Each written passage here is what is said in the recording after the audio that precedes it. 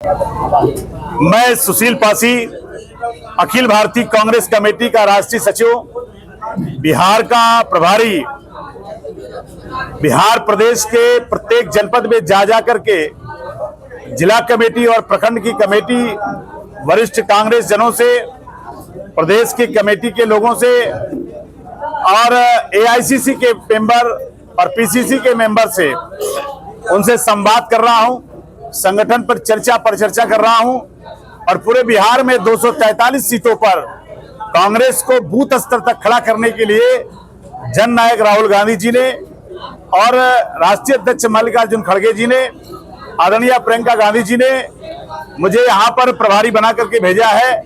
उसी सिलसिले में मैं मधुबनी आया हूं। 10 सीटों को कांग्रेस के लिए संगठन का निर्माण करने के लिए आया हूं और संवाद करने के लिए आया हूं। बिहार की जनता अब कांग्रेस की ओर देख रही है और जब से मैं बिहार में घूम रहा हूं, जनता कांग्रेस की ओर देख रही है। कांग्रेस को मजबूती की ओर वो देख रही है, क्योंकि सभी को उसने सत्ता चलाने का मौका दिया है, सरकार चलाने का मौका दिया है। तो अब चाहे नौजवान हो, चाहे किसान हो, चाहे बेरोजगार हो, चाहे व्यापारी हो, हर जाति धर्म के लोग अब कांग्रेस की ओर चल रहे हैं और कांग्रेस से जुड़ रहे हैं। तो आने वाले समय में पूरे बिहार में एक नारा चल रहा है, आओ चलें कांग्रेस की ओर। बिहार की मजबूरी है, कांग्रेस बहुत जरूरी है। आज जो कुशासन है और जो भ्रष्टाचार है, जो लूट है और उद्योगपतियों को इस देश का खजाना लुटवाया जा रहा है, जो देश में मोदी मॉडल आया है, जो गुजरात मॉडल आया है कि बड़े बड़े उद्योगपतियों से चंदा लिया जाएगा और उस चंदे से इलेक्टोरल बॉन्ड के रूप में लिया जाएगा और फिर देश का खजाना उनको लुटवाया जाएगा। इससे पूरे देश के लोगों को, और अभी आपने देखा कि किस तरह से जो अडानी का बिजनेस मॉडल है, उसने पूरे विश्व में भारत की जो छवि है उसको धूमिल किया है। पैसा देकर, रिश्वत देकर के जिस तरह से बिजनेस का मॉडल खड़ा किया गया है, हम उसके लिए संसद से लेकर के सड़क तक संघर्ष कर रहे हैं और बिहार में हम कांग्रेस की मजबूती के लिए जन जन तक पहुंचेंगे।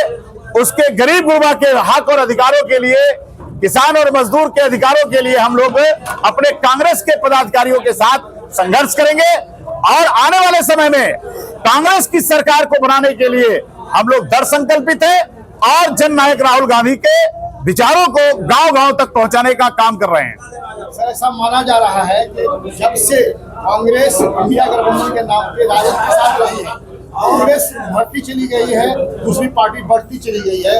इसके लिए आपकी पार्टी क्या करेगी? फिर गठबंधन करेगी और फिर वैसे ही चुनाव लड़ेगी और पार्टी को कमजोर करेगी? मैंने पहले ही कहा कि मैं 243 सीटों पर काम करने के लिए आया हूं। मैंने गठबंधन की अभी कोई बात नहीं कही है।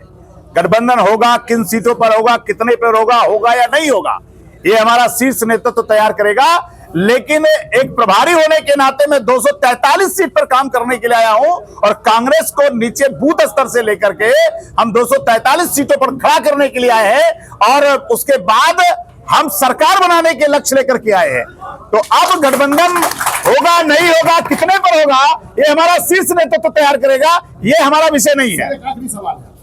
शीर्ष नेतृत्व नहीं। देखिए, मैंने पहले कहा कि ये सब भविष्य के गर्त में है।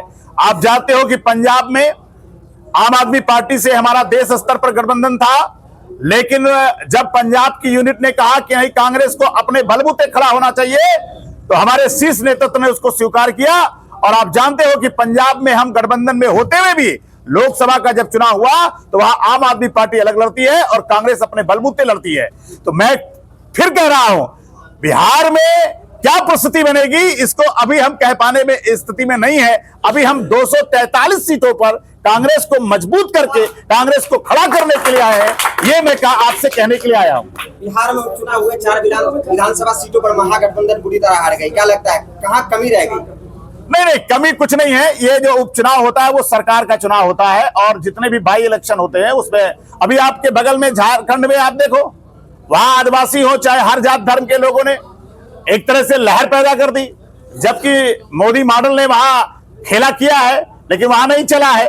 तो कहने का मतलब है, मैं इस विषय पर नहीं जाना चाहता। मैं इतना जानता हूं कि उपचुनाव में सरकार मशीनरी का दुरुपयोग करती है और जहां पर मेन इलेक्शन होता है वहां पर उसका काम नहीं चल पाता है।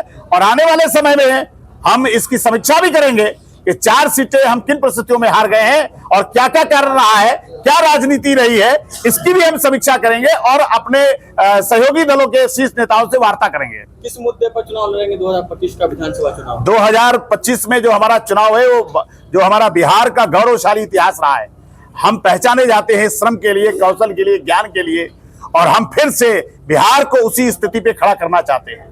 कांग्रेस का मॉडल कहता है कि इस देश में विद्यालय और विश्वविद्यालय की स्थापना किसी और ने नहीं किया, कांग्रेस ने किया है। 576 नवोदय विद्यालय की स्थापना भारत रत्न पूर्व प्रधानमंत्री राजीव गांधी जी ने मात्र 5 साल के अंदर शिक्षा नीति बना करके करने का काम किया था।